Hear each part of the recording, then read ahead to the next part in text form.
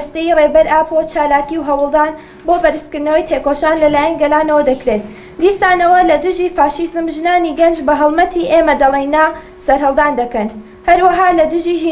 جینۆسایدی ژنان بەدەستی زەحنیەتی دەسەڵاتداری و پیاوسالاری هەڵمەتی لە دژی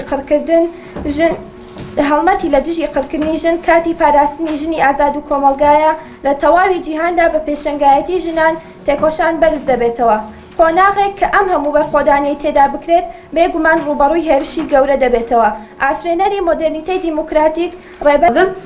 برۆستیژیان پێواژوەک پر گرینگدانە هەروها زەختێن ku dijminê li ser me dike heruha zextên ku taybet li ser jinên ciwan dike têxidin dibin etkiya xwe de û vêna bi rastî jî bi şêwekî kûleş jinê di civakê de dide kûlekirin lê heruha em dizanin ku ev pêvajiya me ya girîkiya sala 2021 de divê ku em bêxin sala têkuşînê sala ku çalakiyên xwe tu caran bi dawî nekine û heruha divê ku taybet wek jin dikeve li ser milê me em vêna pêş bêxine û heruha Malakim ser navê Ekîtiya Jinên Ciwanên Êzidî sêmîn sale